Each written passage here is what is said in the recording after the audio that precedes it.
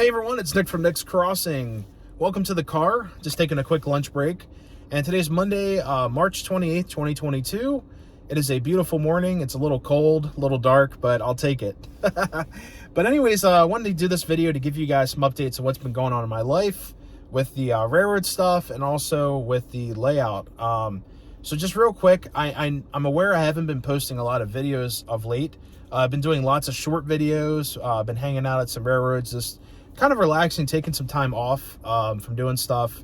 And I've also been extremely stressed out. And most of it has to do with the railroad job I don't even have yet. I've been very stressed out about my weight. So I've been going to the gym almost every day since that conditional offer and just been trying to work it out, getting the best physical shape that I can be for the physical and also for the job itself if that opportunity would arise. So I have been going to the gym a lot. I've been very sore, been very busy with working out, very late in the evening because I'll get home from work around 6 o'clock. I'll sit at the house and then I'll go to the gym later when the gym's empty because I do go to a 24-hour gym during the week. So it's been very time consuming, and I usually do a lot of filming in the evenings. So I'll film like starting at 8 p.m., go up to like 11 to midnight sometimes. Then I'll edit videos till about, almost 2 in the morning on some days. But it's just how I do my film scheduling. So, but yeah, I've got 2 videos in the work for this week. I've just been very stressed out. I'm sure you guys can imagine that. Now, other updates in life, other than waiting for the railroad, I just been very broke. So I haven't been going out in location of recent because of fuel prices, utility costs going up, everything in price going up. So I've been staying home on the home front. And there are some train shows I'd love to get to this summer, this spring for sure. We have Kutztown Train Meet starting back up, which is in Kutztown, Pennsylvania. They're at the Ringerner's Farmers Market, which I know it's kind of a hard name to say. There's lots of letters in there. But their huge farmers market hosts a train show in these like pavilions outside of the main farmers market up there. I've gotten some great post-war stuff from that show. You never know what you're going to find, models, all kinds of stuff. So I am looking forward to going to those, of course, this spring and summer before it gets way too hot. I went to the July show or August. It was just like blazing hot, humid, and a lot of the vendors, they get there very early. I think the show opens at 8. It's free. It's like a farmer's or flea market style. You just walk up to tables and it's all cash primarily. So that's old school. I love it. But there's no cover charge. You just walk right in, which saves you a little bit on overhead and travel. So those are awesome shows. Of course, we also have Spring York show coming up. I don't know if I'm going to miss it or hit it this year because of the railroad stuff. I really don't know. Everything's up in the air right now. But then also, I want to talk to you guys about the layout.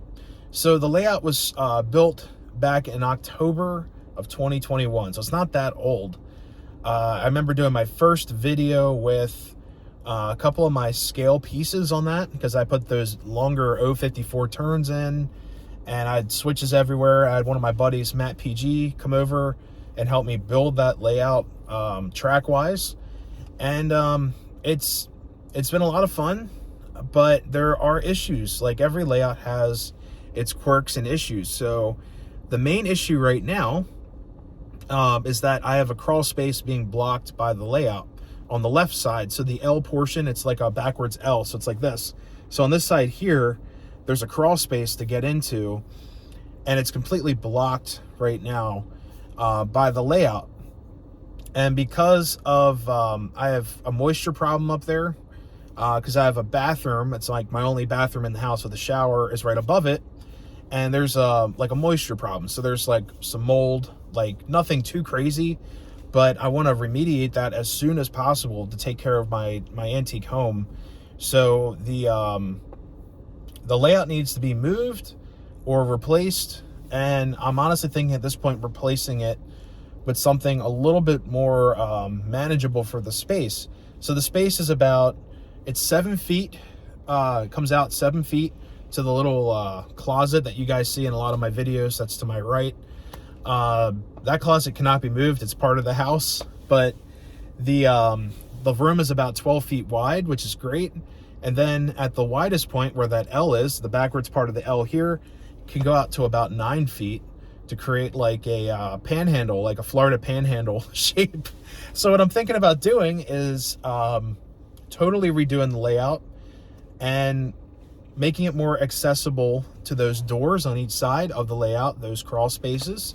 And then also making it more accessible for my collection, because I have tons and tons of trains underneath the layout on these like, I don't know, garage shelves, garage style shelving. It's like metal with the boards that fall into place with metal frames, and it's very sturdy. So the layout benchwork is actually the 4x12 section of it is all on like utility shelving, and they look very clean, very nice, and you can store tons of rolling stock on those shelves. But for me to get trains out, I need to crawl under the layout and see what's under there, and it's awful. I hate it. So if I do this style layout that I would like to do, the shelves would be accessible. You'd have 2 in the back and then 2 on the sides, and then I would control the trains with that wall to my back, and we'll see how that works. But I'd have my control stand and everything on the inside of the layout, with the layout kind of around you, like a perimeter or like a club style layout. That's the best way I could put it. So that style layout or perimeter layout, I think, would work in that space. Do like 2 or 3 feet around the whole layout to create the control space. So I'd have the trains around me, all around me, which would be really cool for like doing live streams or just running trains. And I'm also looking at 072. So those are some of the issues. And then also the main issue with the layout, minus the mold, whatever is going on in that crawl space, accessibility. Like, I cannot access the leftmost portion of the L. So like this part here, in here, like the town, I can't get to it. There's parts of the layout that I can't get to scenery wise. I can't crawl on top of the layout. It's a lightweight style layout, so it's not meant to support, you know, my weight or anyone's weight really. You can kind of lay on the layout to spread yourself out if you had to really get to something. But other than that, you're reaching on the side like a claw and grabbing cars and then pulling them underneath. And I'm just tired of it. So unfortunately, layout 2.0 did serve its purpose. It was a lot of fun to build. I learned a lot, and that's the most important thing with this hobby, is just learning how to do things and just getting a groove on, you know, how to do track, how to do wiring, get better at scenery, all that stuff. And I learned so much from this layout. I also had a lot of my friends enjoy the layout, either through live streams or the 24-hour live stream that we did, or just coming over running trains. I also had fun originally building the layout when Matt came over to lay out the track and everything. And then just, of course, sharing it with you guys through live streams, layout updates, reviews, all that. It's just been a great experience with that layout. So yeah, those are the 3 main things going on right now in my life. I'm probably gonna have to wait a little bit before destroying the layout, but what I might do, honestly, at this time is take off the L portion, so like this lower half, and then put in a 042 loop to hook back to the track that's in the tunnel, just so I can run stuff and take the town down. Or I just put up a loop of track so I can at least do live streams, of course, and do some other style live streams. Like, I have an N-scale collection I'd love to review, talk to you guys about, and some other model and toy trains. You could do a floor video. There's all kinds of videos in the meantime I can do. Just because I don't have a layout that is going to be the layout doesn't mean I don't have potential content or potential videos to film. So that's just very assuring, I guess. You know, there's tons of things I can do. There's always something to fix. There's always something to build, and something to show you guys on how I do things. So I am very excited for the future, of course. So but yeah, guys, I'll get through it. We'll all get through it. I'll keep you guys updated on anything that happens with the railroad stuff. Anyone that's looking forward, you know, work with the railroad, definitely do it while you can. Do it while you're younger. I'm only in my late 20s, so I do have some time, but I wish I would have started earlier, honestly, but it's all good. No worries.